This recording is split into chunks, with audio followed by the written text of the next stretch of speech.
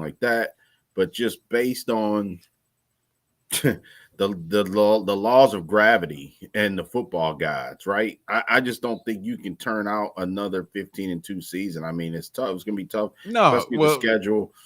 we talked about that last off season that they could have a lesser record and be a better Be a team this better past team. year, and it was the opposite. They had the way better record, but flamed out once in the playoffs. So That's yeah, right. they may Yeah. be an 11-win team and go to the Super Bowl, or a 10-win team and make it as a wild card and go on the run and go. It's just like to your credit, man. It's this the laws of gravity. Other Mhm. teams around you, they're allowed to get better too. Yeah, that's right. That's right. And I think that now that we see, what the measuring stick is, right? I mean, with the Eagles winning the Super Bowl, remember everybody was chasing the Chiefs for a couple years, right? Trying to build it their way and Yeah. try to do it. Obviously Now they everybody want defense, huh? not everybody want defense now, right? So it just like you say, every 4 to 5 years the cycle changes, and I think that the Lions are at a crossroads right now where everybody knows they're good. I mean, you don't have to prove it or anything like that now. I think we surpassed that, like trying to figure out if they're good or not like that. Yeah, they are. But now I think you got to go to the next level. You know what I'm saying? Like, remember, like if you NBA, if you're a 50-win team, right, and then you constantly lose in the playoffs, then essentially like you're not good enough, right? So I think that in the NFL, kind of the same thing, like the 49ers, like they've been, I'm just picked name them because they've been good, they've been elite, good record the last 4 or 5 seasons, but they have nothing to show for it. It's been far a couple Super Bowl appearances, but they lost. You know what I'm saying? So Yeah. the ultimate goal is to get to the Super Bowl, man. You know what I'm saying? So what I'm saying is, as the times in the NFL are changing, as the players are changing, the coaching staffs are changing, you have to change your philosophy somewhat a little bit. I The think the world Lions, the world changes. yeah, yeah, like the Lions, we can still say we're a running football team and we want to do Yeah. it on the ground, of That's course. one thing that's gonna always be a Yeah, plus in your checkbox as an organization if you can run the football. but that's what's the other part of that too? What we talked about, like, okay, if you want to continue to run the football, then you have to make sure that offensive line is intact, man. I do think. Let's be honest. I think that we had a bad, like you said. We had so much pressure on that offensive line where the one time they had a bad game, it cost us. You know what I'm saying? It might cost us the season, and when it, like you say, it shouldn't be like that. But man, you want to make sure that offensive line is intact, and I think that last year, the end of last season, we got exposed. I do believe that. I think that we wasn't as tight as we were. Remember, Philly took it personal, man. You know what I'm saying? Landon Dickerson, Lane Johnson, Jordan Belita, Cam Jurgens, those guys, they took it personal, man. Everybody was saying the Lions were the better offensive line, Well, and I think Philly's better. If you're talking about man for man, now yeah, you can argue about we may have the best overall player offensive line wise between those two teams and Panay Sewell. yeah, But if you're talking about man for man, no, they were better. He's our only elite player. Well, hmm Frank is too. Let me get that yeah. right. Frank Frankie is Lee, too. But Frank is starting to wear down a little bit. But outside of Frank and Panay, we don't have any other elite players on that offensive line. And and I think you that's do. a big issue. That's a big issue. You asking Glasgow and Zeitler Glasgow to take on these monsters. Like take we on. saw, we Yep. saw the monsters 2 days ago at the combine. Oh, man, you asking them Yeah. guys to block Jordan Davis, to block Jalen Carter, to block Milton Williams. I mean, man, that's a lot to ask, bro. You know what I'm saying? And then we did it during the regular season. I mean, obviously the Minnesota's got a formidable uh uh defensive line. You know what I'm saying? The Lions kind of manhandled them a little bit. The Packers was the team I was kind of, and the Packers and the Bears were two teams. I'm like, well, they got a dominant defensive line. They can be at times, and then the Lions handled them too. It seemed like we didn't have any problems in the division like I kind of thought we would, but you know what I'm saying? And it was a testament to how well our offensive line played. But I think as the year went down, as the year wore on, well, I just think that you know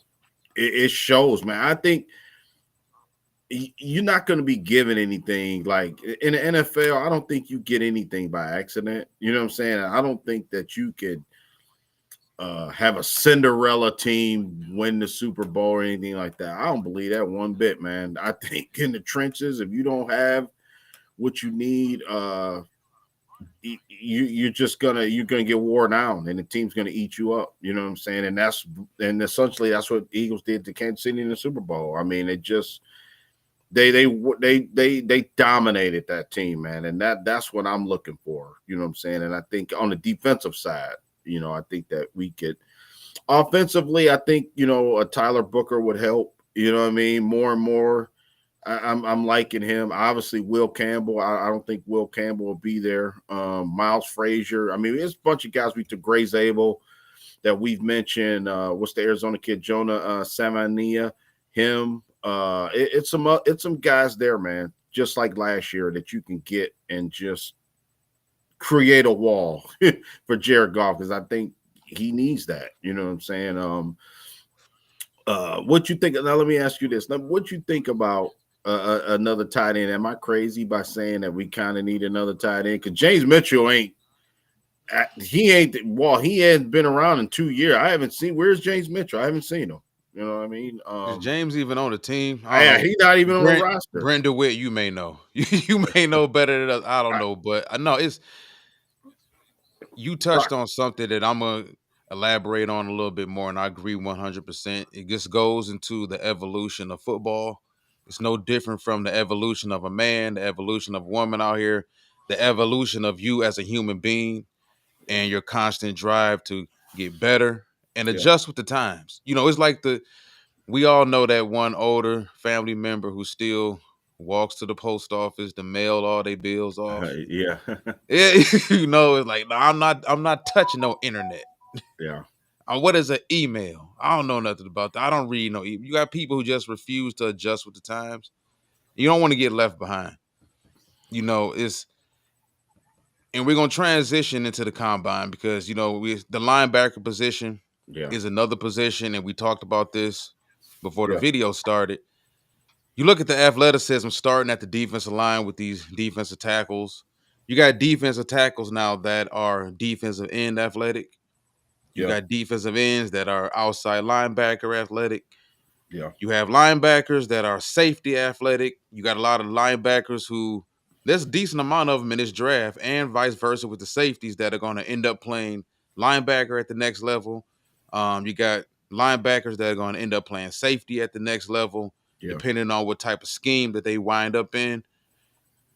You have to, and this has nothing to do with Jared Goff, but just in general, why wouldn't people think the quarterback position is supposed to evolve if every other position on the field is evolving around the quarterback? Even the offensive lines now.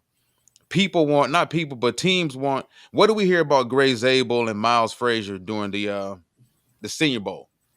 Versatility. They want guards that can play tackle. They want tackles that can play guards. They want centers that can play either guard position. Yeah. If every other position on the field is evolving, why wouldn't the quarterback position evolve? That's just something I want to throw out there. And it's a testament to having athletic quarterbacks now. And athletic isn't necessarily running a 4.2 or a 4.3 or whatever, but a guy that has some legs that can move. I mean, Steve Young wasn't the fastest, but Steve Young was crafty. Steve Young could get out and scoot. And, Steve Young had a little bit of wiggle for that point in time for a quarterback back in that time. So it's about plays not dying with you as my quarterback. Yeah. It's about our offensive line not having to be perfect 65 snaps per game. That it's rough to expect that from people. Yeah, that's and a lot of pressure. Yeah. Okay, Brent did bring up some tight end. I think, and that's even though I ran all off into something else, but I agree. I think the tight end position, and this goes into what I was just talking about as far as evolving as an offense, evolving as a defense. Okay, how do we reinvent our offense? Yep. Okay, Yep. everybody knows we like to run the football with David Montgomery and Jahmyr Gibbs. We're a big outside zone team with Jahmyr Gibbs in the game.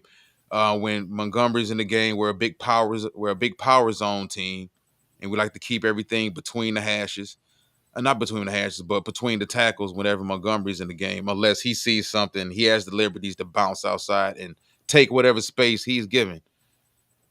We do need a more explosive tight end, I think. I do like Sam Laporta, I do too. but yeah, this goes back and it's a testament what you were saying about teams evolve, defense evolving.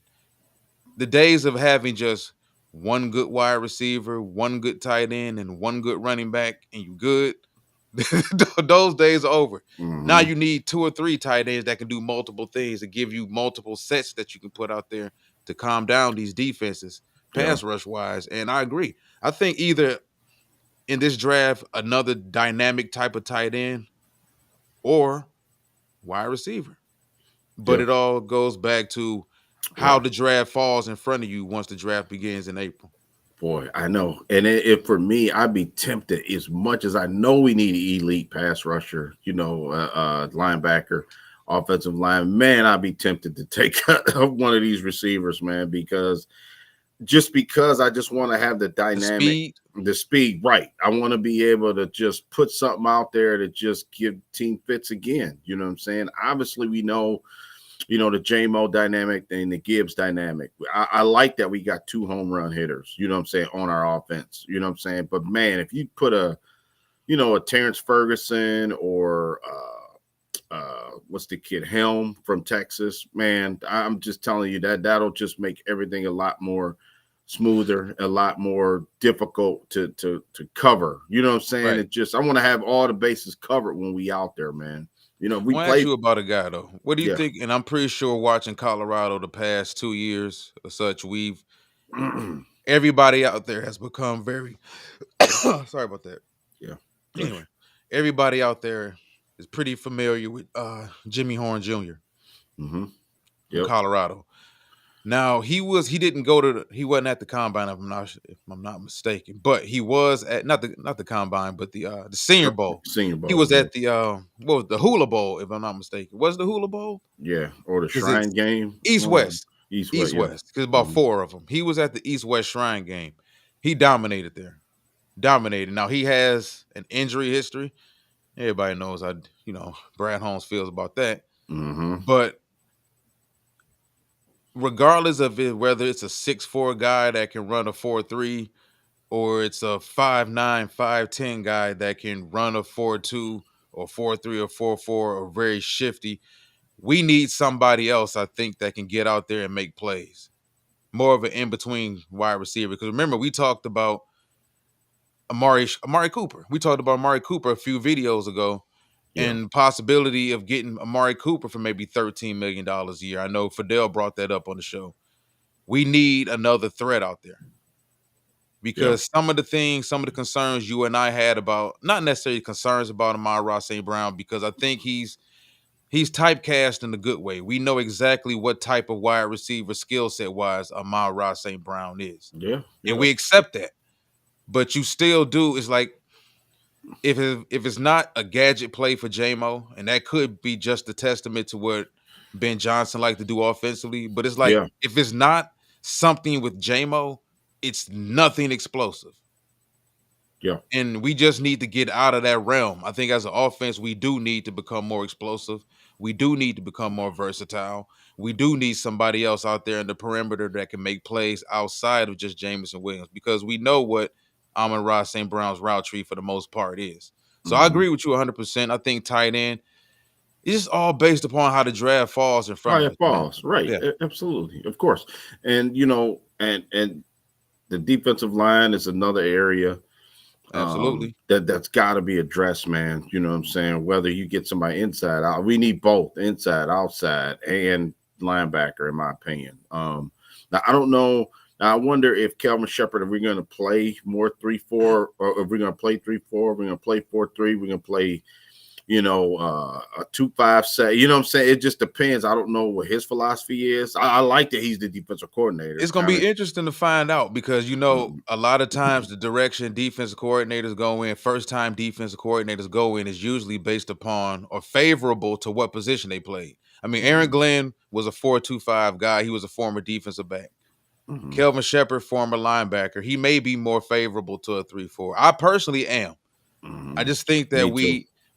I think that we have the personnel on our defensive line to be interchangeable, at least more interchangeable between that 4-2-5, at least that 4-man front and that 3-man front, because we have two guys in DJ Reader. That's if Reader sticks around also, and that's news for a later show. But Mhm. DJ Reader, Aleem McNeil also got injury, health issues, questions about him. But we got two guys who can play that 3-4 nose.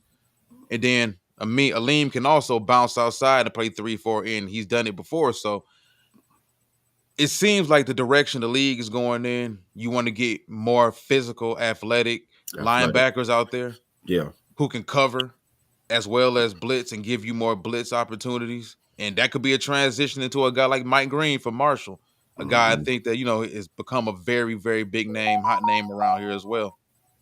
Yeah. Lamar.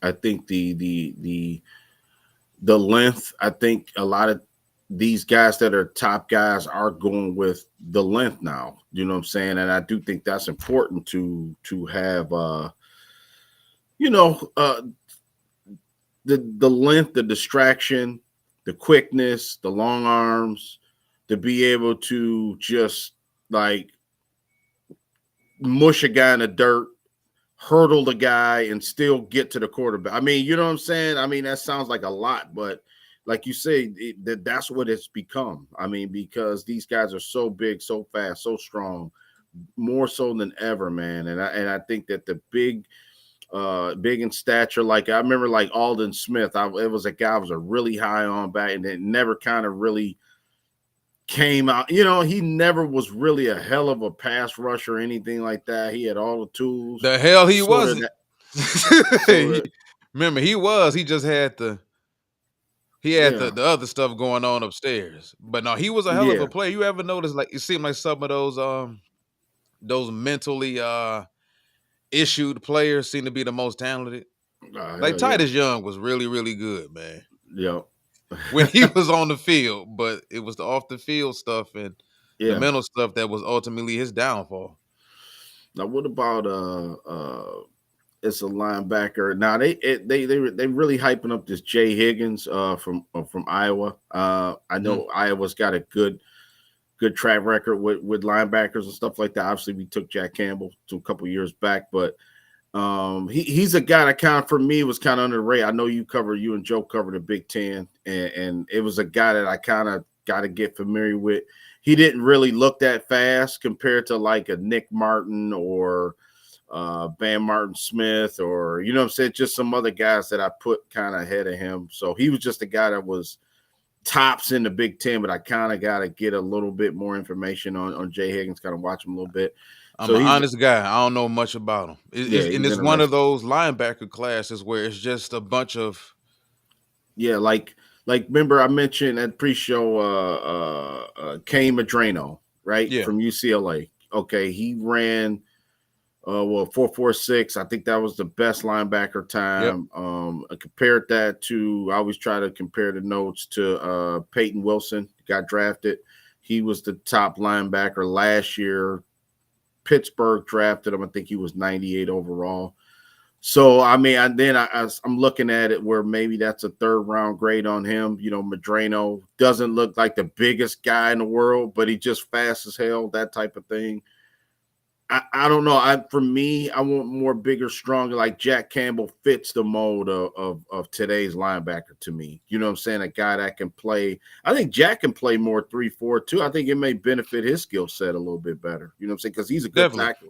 You know what I mean? He's a Definitely. good tackler. Can get outside and chase a guy down. He could do that. So I think that, Kelvin Shepard, I think we got two new offensive coordinators. I mean, two new coordinators. I'm sorry. Offensive coordinator, defensive coordinator. And it seems like you always say you want to give your coordinators a new toy. every year. You know what I'm saying? Like a legitimate.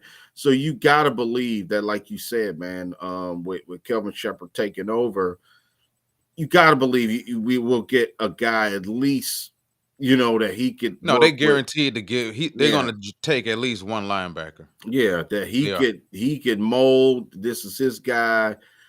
Coming in this system, like you said, how he wants to play defense. He said he wanted to be aggressive, so I like that too.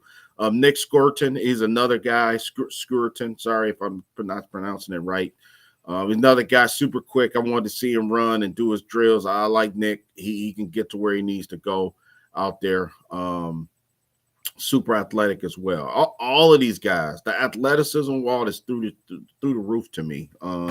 Off the chart. Can't wait to see the linemen. I can't wait to see the running backs and receivers. I mean, because I think that's where it's coming now. A guy like Josh Connolly, we talked about him, offensive lineman from Oregon.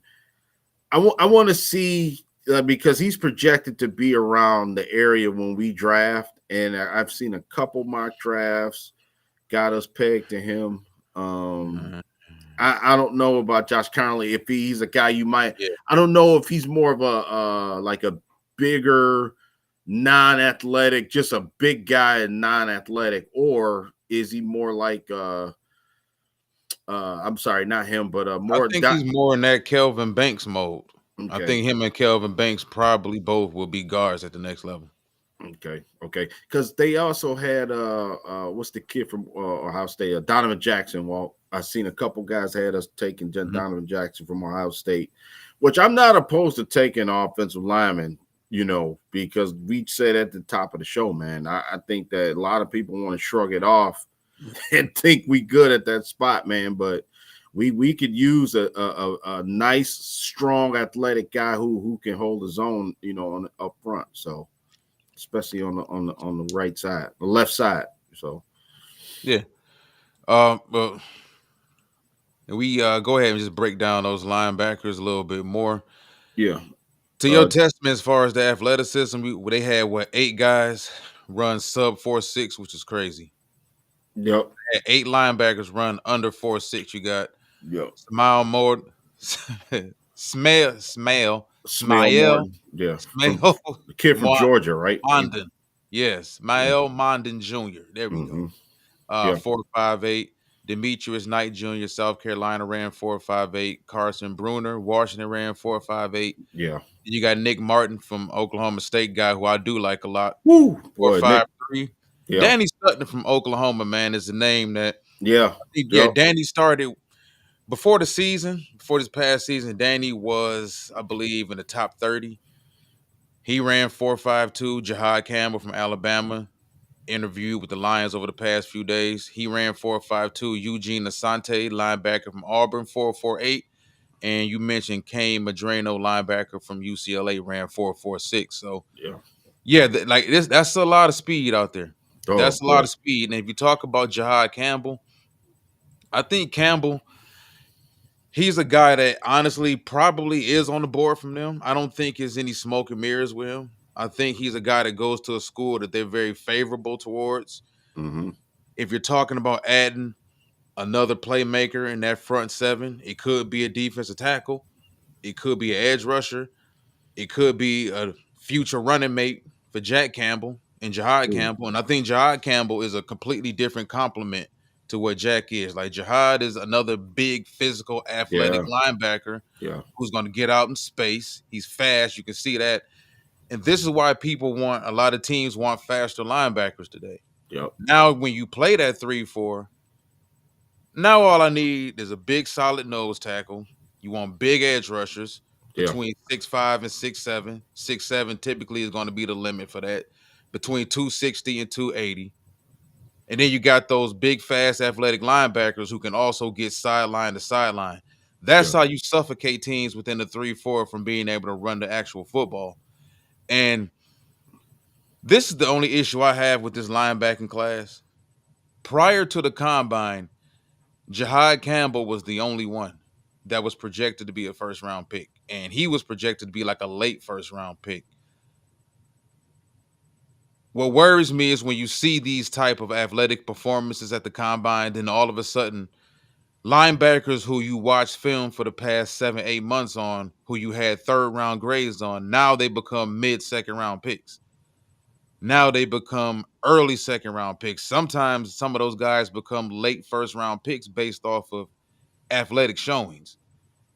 And we all understand that linebacker probably is one of the toughest, if not the toughest position to come into the league and play and be successful at a very high rate very early. So you got to be careful rolling the dice on athletic linebackers, because if the linebacker plays in the wrong system, Yeah. if he's Yep. a 4-3 guy that plays downhill and you got him in a 3-4 and you got him dropping his zone 48% of the time and he can't really take advantage of what his physical attributes and his skill set says he should be doing, you got problems. And that's how you notice a lot of linebackers, they fail with the teams that originally draft them. But then Yeah. when they leave in free agency, they got the liberty to sign with a team that plays a defense that's complementary to their Yeah. skill set. And you notice a lot of linebackers are better with the second team than they are with the team that Yeah. originally drafted them. Yeah. So That's I good. just like none of these dudes was expected to be first or even like early second round picks, but since they performed very, very well, watch what happens. What up, Grady? And Grady says so true. Hmm. There was a dude for Washington. It wasn't my man named for Washington that they drafted, and me and you both was high on the linebacker from Uh, Kentucky that they drafted in the first round. Grady might remember because I know he probably watched a lot of Washington football. The uh, linebacker that they drafted from Washington, and me and you both thought he Ja- was on. Jamin Davis. Yeah, Jamin Davis. Jamin Davis. Yeah. Me and you both thought that Jamin Davis was going to be a star. Mm. But Yeah. what happened? Yeah.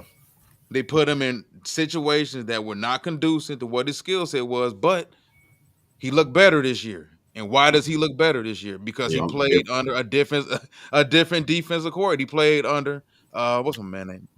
Dan Quinn, Mm. who was an offensive genius. Yeah. So yeah, I'm like the linebackers, man. Jahad Campbell right now, and I could be dead wrong on this. Jahad Campbell is the only one. If they, depending on how the draft fell ahead of us, if he Hmm. was there at 28, I could see it because Oh yeah. Oh yeah. you need a playmaker in that front seven outside of Aiden Hutchinson and Aleem. Aleem is a playmaker when he's on the field, but we just can't trust him health wise.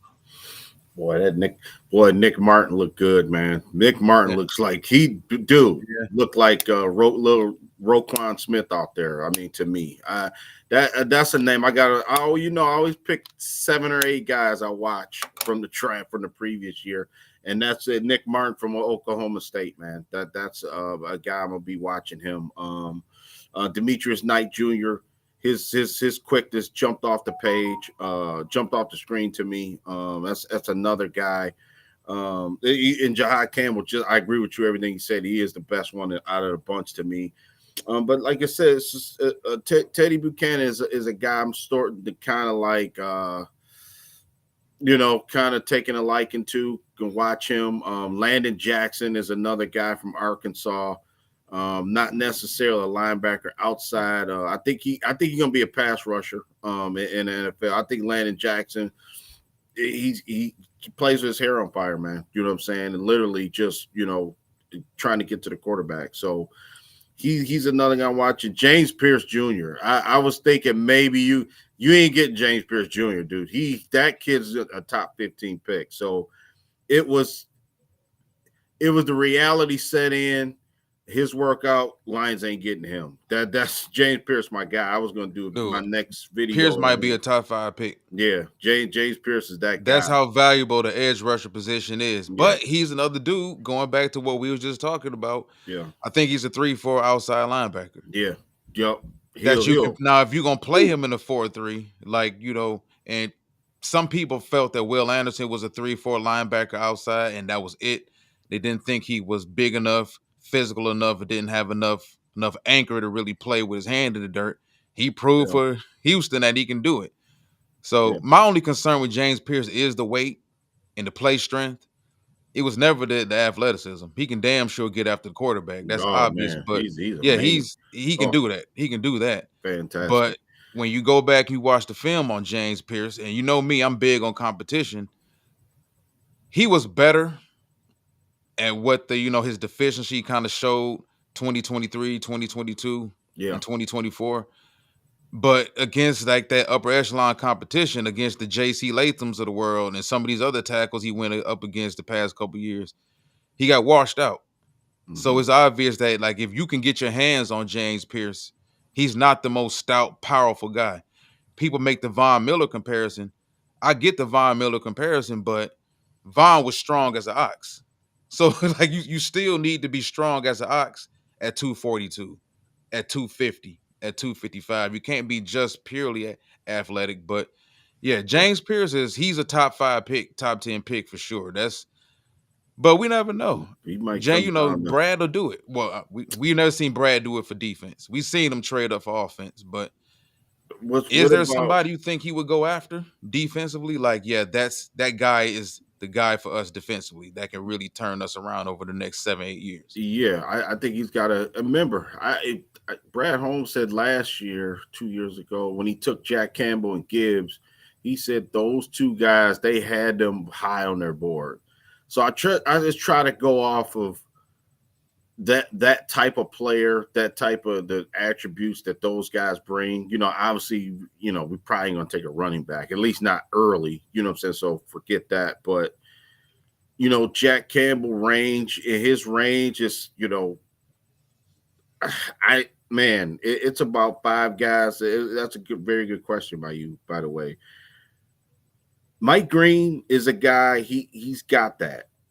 Jack Sawyer is another guy that's a Lions guy right there. And I had to warm up to Jack Sawyer. I didn't at first, not because he was at Ohio State. It was just I had to warm up to the player, and I've been kind of watching. Because it's not He's flashy. It's not Yeah, it's not James Pierce. flashy. That's It's not exact. Shamar Stewart. Nope. It's very workmanlike. Yep, and that's Yeah. exactly what they're looking for. I'm telling you, that's what this coaching staff is looking for. He's Jack. This guy's Dan Campbell guy for sure. Nick Score. It may come down to either. Did, Let me ask you this: if it's down to three players when we pick, Landon Jackson, Mike Green, Sawyer, or Scorton, Scored. just, yeah, out of those four, It would, and that's because knowing what the defense is right now, if you told me that they were going to switch to a 3-4 exclusively, yeah. or they were going to play a lot more 3-4, then I would probably say Mike Green because I think Mike Green is a weapon. Mm-hmm. If you use him correctly, he can be.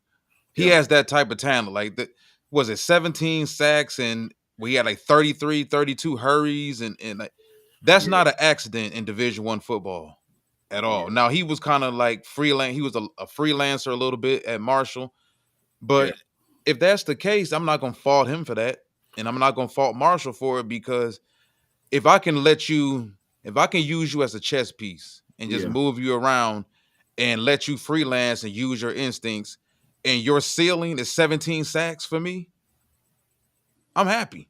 So basically, we want to use him like we was thinking about the role for James Houston. Basically, You you know use what I'm saying? players the way they were successful in college, and I think a lot of NFL teams they draft these players with a different vision for them.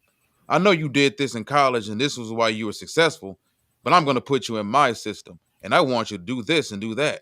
Like it don't always work that way. Like I think stop being so stuck in your own system as head coaches and learn how to use the talent that you have at your disposal.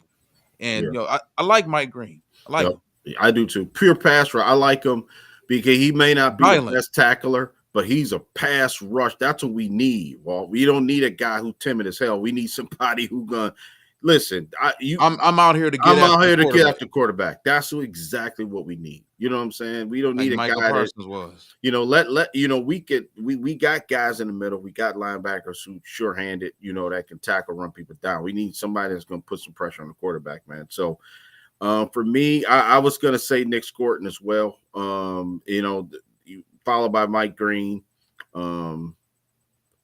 Jack Sawyer, like I say, he could work too. Jack Sawyer could work because he does a lot of the intangibles. He's more, like you said, of a rugged, like you said, not super athletic. He's not flashy as hell, but he just does the job. And I think that's That's exactly they call him I think he's Coverness. better as a pass rusher than people give him credit for too. I know another guy, and I'm high on the JT Tulamalo from Ohio State. I was high on him during Seems the like he been there season. for 8 years, man. Yeah, it just I seemed like talked not. about him like 2 drafts ago. Yeah, his stock is dropped. It's crazy because I remember before the Michigan played Ohio State, there was a guy I was like, man, he just seemed like he was in on every play. They played Oregon, had a really good game.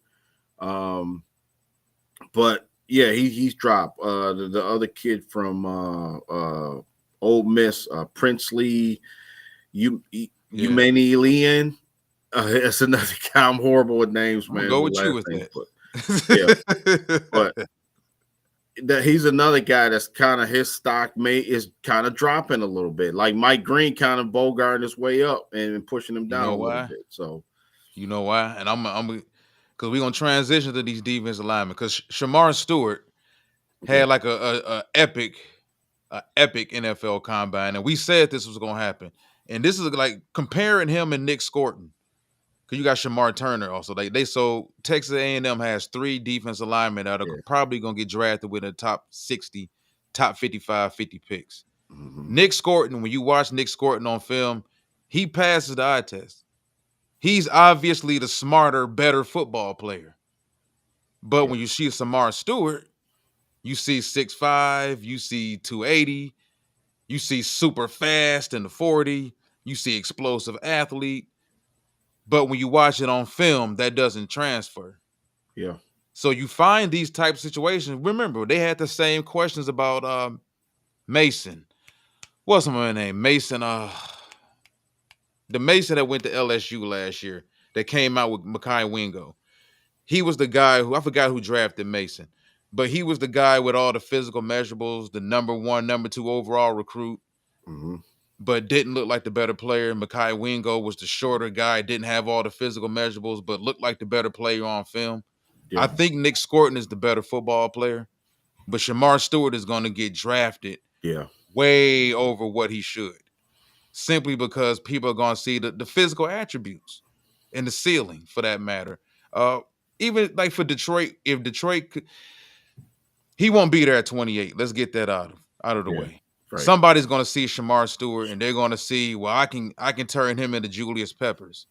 Or I can turn him into Myles Garrett. That's the first thing people compared him to is Myles Garrett after his combine performance. I'm like, dude, but Myles Garrett had production. Like Yeah, Myles Garrett had pass rush moves. Like Myles Garrett was a way better player at Texas A&M. yeah. He good against the run.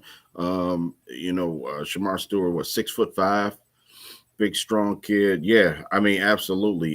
Teetering 290. Yeah. I think that Texas A&M is getting a good rap. Especially with Edgerrin Cooper. Man, I heard Edgerrin Cooper name being mentioned about 5 times last night. You know what I mean? People are trying to get players in his mold. A little bit. Even though Shamar Stewart's a little bit different player, but.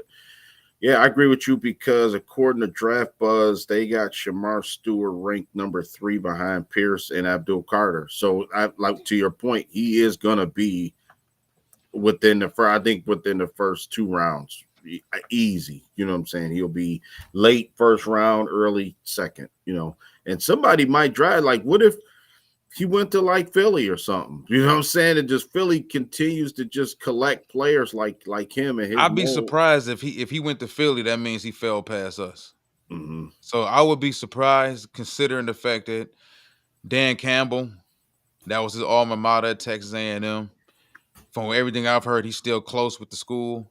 So I'm pretty sure he knows all about Shamar Stewart. Yeah. He knows all about Nick Scorton. He knows Yeah. all about Shamar Turner. Yeah. Um, these coaches keep in contact with their schools. The NFL is all about connections. Yep. So I'm pretty sure Dan Campbell knows all about these defensive linemen. He's talked to all of them over the last couple of days. So, what it comes down to is who do you like? Now, to me, he fits more of the mold of what they like within their defensive ends. He's a supersized defensive end, but it's like, is he Trayvon Walker? Because Trayvon Walker was kind of like out of that same exact mold, like kind of raw as a pass rusher, didn't have the pass rush production. didn't have the sacks, didn't have the hurries, didn't have the QB hits, but he showed up at the combine in his shirt and his shorts, and he looked like the Incredible Hulk playing football. And he ran the fast 40, and his broad jump was great. And his 40, his everything was great. His vertical was great. His cone was great. His hoop time was great. And Trayvon ultimately became the number 1 overall pick. And it was all based upon hindsight. Not even hindsight, but futuristically looking at what you think a guy can become. It scares me, man. But if you're talking about Shamar Stewart at 28, that lets me know that the NFL viewed him kind of the way I viewed him, or the way some of these other NFL people view him as. Okay, the lack of production is terrifying with him, man. 3 sacks in 3 years. Is it 6 sacks? He's got 6 sacks in 3 years. 3 years. 2. He's got 2 sacks in each season. 2 sacks in 2024, 2 in 23, and he had 2 in 2022. And this is from a guy that he averaged, I think, 13 games per season. How do you get 37 career games and only muster up 6 career sacks? That's terrifying. That's terrifying. And I think sometimes people get so caught up in the physicals that they ignore the film and they ignore what's staring them right in the face. But all right, man, let's move on to one of your favorite dudes, man. And we talked about this dude, and I'm gonna bring his graphic up too, because Derek Harmon, man, you kind of brought me around to Derek Harmon. Derek Harmon, to me, was one of the most impressive defensive tackles back on Thursday, bro. Yeah. Everything Derek Harmon did was smooth. It didn't look rushed. Nothing about him looked overexerted. He looked comfortable in everything they asked him to do. And that's a solid 315, 312. Yeah, I believe 6'4". Yeah. Yeah. Former Michigan State Spartan, matter of fact. Yeah. He helped himself a lot. Yeah, he did. Yep. Some people have him rated right now as the number 2, number 3. Darius Alexander ran the fastest 40. If I'm not no, Ty Robinson. It was either him or Ty Robinson. And I like Ty Robinson a lot too, boy. That's woo-wee. That's what and this is Lamar Horton's guy right here, man. And I'm not just making the comparison because they both white. He look a lot like JJ Watt. He looks a lot like JJ Watt, and he's a little bit bigger coming out of Wisconsin than what JJ Watt was. Yeah. When you look at Ty Robinson, very seldom, man. Cam Newton touched on this as a football player when he talked about Julius Peppers being like a big human being. When you have the same amount of thighs that you do arms and calves and neck, you're a very big human being. And Ty Robinson is one of those dudes. His arms are the same size as his thighs. Yeah. And his calves are the same size as it's weird, man. But the 40 time he had, the explosiveness, the power. And to Lamar Horton's credit, this is also a guy who everything matched. When you watch the film on Ty Robinson, it all matched with what PFF had. You look at the pass rush win rate, the true pass rush grade. Yeah. The sacks, the hurries, the QB hits. Ty Robinson looks like a first-round pick. Completely. But this is a guy that came from being projected as, I think, a mid to late third. Now, if you're Detroit and you want a disruption, he's not going to be there in the third. I doubt it.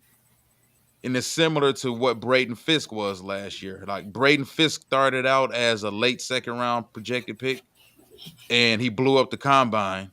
And people went back and looked at his film and realized, okay, this guy doesn't produce a lot of pass rush production. Yeah. But he's a guy that's powerful and stout enough to hold the line of scrimmage. He doesn't get pushed back. He allowed Jared Verse and other guys at Florida State to eat. And boom, he landed in a perfect situation with the Rams, where he's surrounded by pass rushers. And he had a hell of a season as a rookie. But what do you think about Derek Harmon? I know you were very high on Derek Harmon, man. Love strong. Just that's the one thing I came away just thinking to myself, man. He would be nice here. He would. D tackle, 6'4". What is his measurable? Yeah, 313. big, strong guy. I think pass rush and run defense. Don't kill me, y'all. But he remind me of Dominican Sue a little bit. He does, man. He maybe not be as more athletic as Sue, but man, he's got some stuff that he's really got some stuff going on, man, and that in a good way. You know what I'm saying? Like you said, because he is a guy that kind of creeped up, and everybody kind of knew. Everybody, the most casual fan like we, like us, and people, our listeners, because everybody watches football, and you could see that he's got the talent. It's just for me, and like I said, sometimes the combine can be deceiving, right? It can be, because sometimes you could say, "Oh man, did this guy he not as fast?" Because look at Brian Branch. Remember, Brian Branch got killed because he didn't run what he run, a 4.5 or something on the 40 for his spot, and then they were saying that he wasn't a first round pick. You know what I'm saying? Which he was, and he may have just had a bad day running or something at the combine. You know what I mean? So sometimes you don't have to have like the most flashiest, and a guy like him, I think, will get overlooked because it is more guys that's flashy, got the name, got the pedigree, far as the school, what's on the logo. Even though Oregon is a top, college in college football these days, but I like Derek Harmon, man. I do. I think that he's a guy you could plug him in, right away, and find a spot for him, because he does play the same position. He would play more on the inside. He's not like a pure outside down lineman, that can cause pressure on the outside for me. I think the more. I think he can though. Like I think when we go back and we watch that film on Derek and they move Derek around a decent amount, my only issue with him is closing the deal, because there was too many times where he did everything and it was similar. Well, I think he's a better player, better prospect coming out than what Jadeveon Clowney was as an edge rusher, but Yeah. Derek, he does everything right. The get off is there. The pass, being able to lock in, hold ground, protect the line of scrimmage, not get moved out of your gap, read and react in the run game, or just being able to get after the quarterback, having the moves to get after the quarterback. Everything is there. He gets there, but either the quarterback move up half a step away from him, or he roll out a little bit away from him, and he left diving, at his shoestrings, and then the linebacker end up getting the sack on the outside. But I think Derek Harmon got potential to be a game wrecker. Now, if he gets better at the next level at closing the gap and actually getting to the sack, getting to the quarterback, that'll be just even better for him. But I think he's a potential game wrecker, man. And a lot of what he showed a couple days ago shows up on film. Yeah, most definitely, most definitely. I had you on muting, but yeah, most definitely. I do believe, like I said, we will draft a D lineman. I do, and a linebacker. It's just a matter of which one that they believe that's for the system. And what's really exciting about this time, because like you said, it's a new defensive coordinator, maybe a little bit of the same philosophies, but I'm pretty sure Kelvin Shepherd wants to put his own, stamp on this defensive line, defense, on this defense as a whole. So yeah, Derek Harmon would be great, Walt. I mean, I think that he would really just give us what other teams have that we don't, as far as like being physical. And just like you said, being a game wrecker, we don't have that. Like you say, DJ Reader is nice. You know what I'm saying? He's a nice player. And Lee McNeil could be a game wrecker. You know what I'm saying? And he is one to an extent. But, man, you want to solidify and put up that wall, man. You know what I'm saying? I always say put up the wall. So you put that wall up, man, it's going to be very tough to do what you want to do, offensively against us, especially getting a player like Derek Harmon. So. Definitely. Another defensive tackle I want to talk about, a guy we brought up a few months ago, was Darius Alexander. University of Toledo, played with Quinyon Mitchell a few years there. Also played with C.J. West.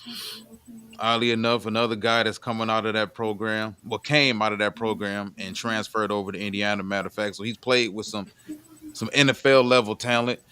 Now, Darius Alexander, I think, is the complete polar opposite comparison to what we talked about in regards to Shamar Stewart. This is a guy that has all the pass rush moves on the interior. I think he's a very gifted athlete, quickness wise, to be 6'4", 305. That's what he measured in at and weighed in at the combine a couple days ago. Very gifted as an interior pass rusher. You're talking about a guy that was a natural three technique at the University of Toledo. He had 545 snaps in the A gap, meaning the B gap. They also lined him up over tackle at four tech, 49 snaps. That was the next closest amount of snaps he played at anything outside of the three technique. He Yeah. had a 78 pass rush grade. He had a 90.3 run defense grade, 12.9% pass rush win rate, which put him in the top 1% in the country last year. He had a true pass set pass rush grade of 79.5, and he had a run stop grade of 7.9%. This is a kid who showed up at the combine. When he had the production, and if you look at his stats from last season, he had 4 sacks, 8 quarterback hits, 25 hurries. He also had 3 passes batted down. Very long arms, very quick, very alert, very solid when it comes to reading and reacting. He ran a 4.95 at 305, which is tremendous. He had a 1.72 10-yard split. And this is what got me as far as the explosiveness with him. And I'm gonna get into this when I start bringing out the uh, the defensive tackle rankings over the next week and a half. But the 31.5-inch vertical for for a 305 guy, 9 3-inch vertical, not 9 3-inch vertical, but a 9-foot 3-inch broad jump. And you're looking at the bench press. People had concerns about how strong he was overall because when you watch him on film, he does have a tendency to get not bull rush, but he does have a tendency to run out of ideas if offensive guards are powerful enough to get leverage underneath his pads and stop him at the line of scrimmage and push him back. 28 reps at 225. It's damn good. No, it's not 34 reps. No, it's not 35, 36. 28 reps at 225 is damn good enough. So I think he's another guy who NFL teams knew exactly who Darius Alexander was out of Toledo prior to the combine, but he answered some questions, I think, over the last couple days. And he's another guy who, depending on how the draft fell, I'm not sure we're going to get a bunch of defensive tackles drafted ahead of us at 28. I think a guy like Walter Nolan will probably be a top 10, top 13 pick. Mason Graham will probably be a top 10 pick. Kenneth Grant out of Michigan is another guy, might be a top 20 pick. He's possibly at 28. Yeah, because Kenneth doesn't necessarily provide pass rush value. Kenneth is an interior presence. And I think Kenneth Grant would be great for a team that lacks nastiness, lacks physicality, lacks a presence in the middle of their defensive line. But what do you think about some of those guys? Any other defensive linemen over the past couple of days that really stood out to you? Because we mentioned Ty Robinson as well. Ty Robinson is a guy who, depending on what type of scheme you play in, I personally think Ty Robinson has the size and the athleticism to play in multiple schemes for that matter. But is there anybody else that really stood out to you? Yeah, Ashton Gillett. He's another guy, super quick, from Louisville. Yeah, 6'3". Ashton Gillette. Yeah, Ashton Gillett. Sorry, 6'3", 264 pounds. Another guy, man. I'm looking for quickness. I'm looking for a guy who gets out and gets where he needs to be. You know what I'm saying? Like you said, can shed some blocks. He's another guy, pure nice tackle. He's got a good tackle rating through Draft Buzz, but I didn't watch a lot of Louisville football, so I had to kind of go back a little bit and watch this kid play. But man, he plays with reckless abandon, what you want, your defensive lineman to play. I like him.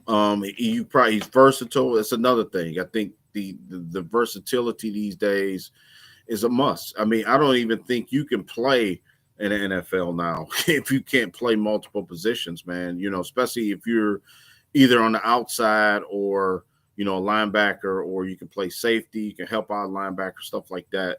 But yeah, Ashton Gillett is another guy that kind of stood out. You know what I'm saying? Well, a lot of these guys can fit. I just think it's just really take your pick who you want. I mean, if you're the Lions, Ty Robinson, that type of profile you just alluded to. Lamar shouted him out, and it's sort of like, yeah, all of that sounds. Sign me up. You know what I'm saying? That's all everything we need with this team. And the Lions don't need. When we talked about this, right? We talked about this in the pre-show.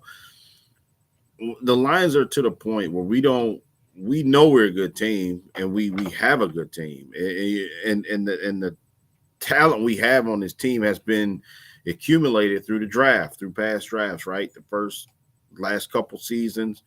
Now all of that talent is coming to fruition, and here you are. You got a contending team. What you want to do is you want to continue to draft those kind of guys, but you do want to hit a home run every now and then, man. A guy that you can, like a Ty Robinson, probably could start for the Lions. You know what I'm saying? That type of thing. You want to get. You got guys who can play or on the roster, fill out your team, but man, the Lions need to hit some home runs. Is what I'm getting at. I mean, we need to get, a guy. We need James Pierce. We need Ty. You know what I'm saying? We need these guys. Nick Scott, a guy that's going to really.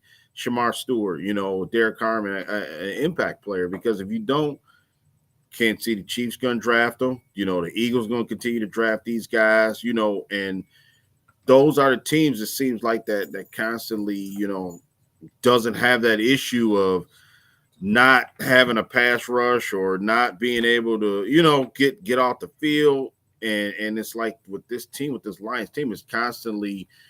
It seems like it's like a broken record. Every draft we're saying the same thing. Like, man, we need another. Yeah, we got Aiden Hutchinson, but you know what? We need another guy to help Aiden out. You know what I'm saying? If you got one guy, then you can get game planned on. You know what I'm saying? Teams can take Aiden Hutchinson out the game right now because we don't have any, pressure coming from anywhere, or they're through blitzes, exotic blitzes and everything like that. So give me anybody who can win on any given snap. You know what I'm saying? So, yeah. And I agree with Corey. That's what I said, Corey. I was telling Walt that before the show. I don't want any more projects, man. I'm done with all of that. You know what I'm saying? I get it. When you're an organization, it's cute to do that, that to have a guy, okay, this is your lucky cigar. You're going to stick this guy, put him in an organization and let him just learn. And we got Manu last year, right? We got Sayon Baki, who barely played last year. You know what I'm saying? I'm not saying those guys can't play, but we need guys we can plug in there and play ball, man. You know what I'm saying? So, yeah, I'm sorry to go off in my tangent, but, man, it's like, Ty Robinson, I'm gonna really look at him, and because that's a guy that you guys brought up that I kind of wasn't on my radar, but I definitely look at him. But like I said, Ashton Gillett, that was a guy that I had, and how I feel. What's the kid? The kid from Oklahoma State, Nick Martin. That's the guy right now that I want the Lions to get from Oklahoma State. He's a guy that I just think with the speed and the ability to get from sideline to sideline, that's what we need as well. Joe Higg, it's 15 guys, man, on defense that you can pick for the Lions. Yeah, just to go a little bit further into Ty Robinson, bring up some of Ty's stats. Actually, yeah, you bring up Ty's stats, and I'm all about production, man. He slightly got better every season over the past 3 years. He had a grade overall run pass of 75.1. He had 598 snaps this season. He had over 560 snaps the past 3 years, that's a lot of work. A lot of work he had. So when he was at Nebraska, they once again, with that type of size and skill set and athleticism, they knew what they was doing. They played him at 3 Tech. He had over 303 snaps at 3 Tech. He had a pass rush grade of 79.5, which is 80. True pass set rush grade of 74.8. He had a run start rate of 8.7 and a pass rush win rate of 10.4. Looking at a guy who had 6 sacks on the season, 11 QB hits, 25 hurries, and 4 batted passes. So once again, you got another guy he got athleticism, he's got long arms, and he's able to also affect the passing game when he doesn't get home. But I understand he didn't have a lot of sacks, but when you look at how he consistently, like we like to say, F shit up, that's what you need a guy to be able to do on the interior of the defensive line, man. And if you're talking about possibly teams that could take him, and like I said before, man, I don't like always bring a race into it. I try to be comical about it. There is a bias that it seems like NFL people have towards the athletic white defensive tackle in comparison to the athletic black defensive tackle. Cause like people look at Braden Fisk last year, like, oh, he can't be that good. But he was that good. And then he Yeah, went to the Braden, combine and showed it. we wanted And him. Yeah, we wanted right, him last year. exactly. It's like, we see the big athletic white guy and we don't really believe it. But to a lesser extent, man, Ty Robinson, I think Ty Robinson, if you look at possibilities where he could go, this is just me, my personal opinion. I think number 8 to the Carolina, because Carolina does need defensive line help, edge or defensive tackle wise. And then, I don't think the Bears would take him at 10, but San Francisco, like that's another team that needs help.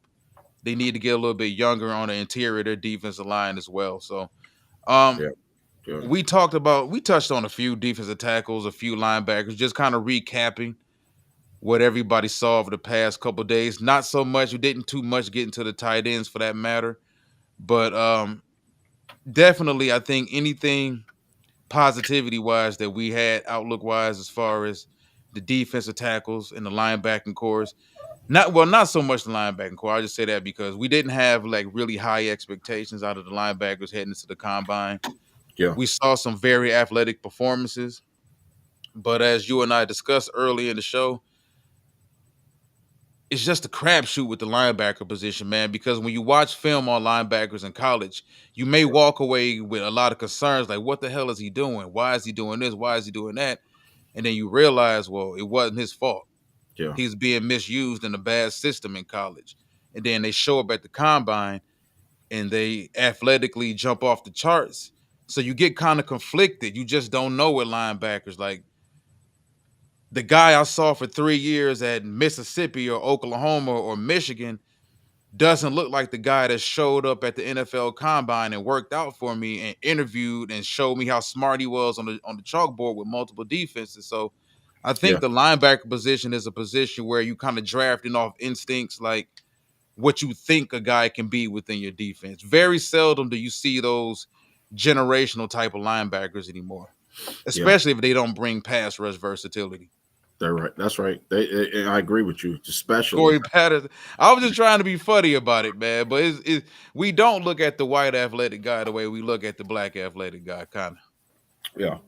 Yeah, and it's almost like it doesn't even matter. Like I think the college doesn't matter anymore. Like where you go, because look at Quinyon Mitchell went to Toledo. You know what I'm saying? It was like the best corner in the draft.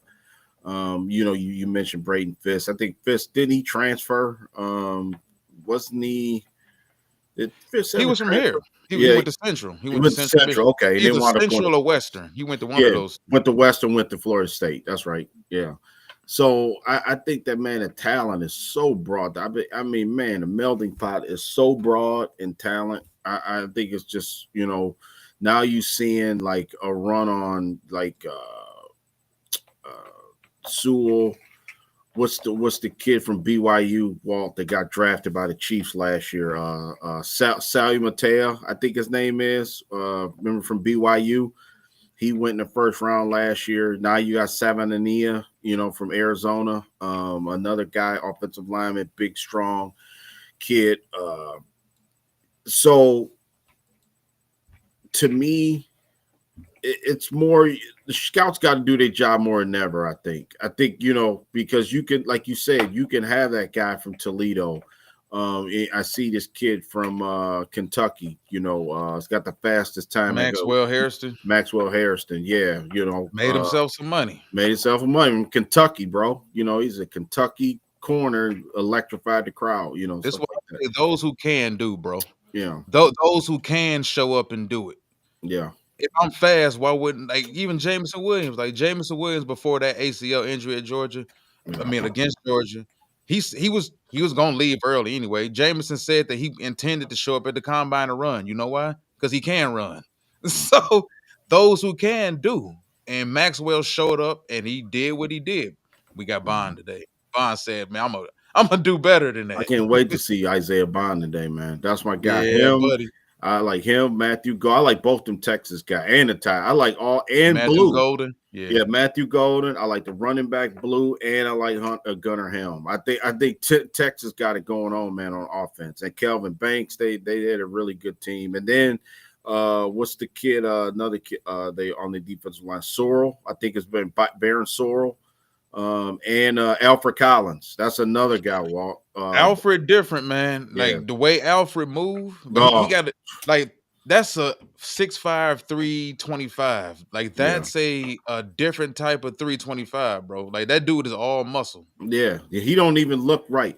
And because I remember Miles Murphy, I was really on him a couple years ago, and I think Cincinnati. He kind of reminded me of him a little bit, but big and strong. Like you say, he not fat and sloppy. He all muscle. That's all muscle at 325. Can move like that. Man, it's going to be interesting to see these guys. So today is the quarterback, running backs, and receivers, right? I think that's who it is today. And I think the offensive linemen close it out tomorrow. So, yeah, I'm looking forward to Travis Hunter. Travis Hunter not going to compete now, so I'm kind of bummed out about that. But Ashton Jeanty is a guy I got, even though I know we're not in the market for a running back. It's good, man. He's the next Jahmyr Gibbs. I think some team thinks he's going to be the next Jahmyr Gibbs, and I think he's going to go high in the draft. I would see Ashton Jeanty, especially if he runs, top 10 draft pick, man. Don't be surprised. I think teams are understanding. They got to get back to running the football. And you look at this, it's a copycat league. So if you look at the success Jahmyr had, not so much his first year in the league. It took him a minute to kind of turn that corner, but you look at the success Jahmyr had year 2, leading the league in touchdowns from scrimmage. Yeah. Bijan Robinson, even though Bijan was considered a generational talent coming out of high school, Bijan had a quiet ass 1,400 yards this year, though. Yeah, he balled. Quiet 1,400. So teams are starting to realize, okay, the running back position, even though most of the time you can be running back by committee, it's still a cheap position. That's why I was never anti-drafting a running back in the first round, because it's still a cheap position that you're going to pay pretty much peanuts for the first 3-4 years of their career. So, all right, man, I want to thank everybody for joining us today. We got to get up out of here. We love these Saturday morning shows. We love the NFL Combine. I want to thank everybody for hopping up this morning and joining us.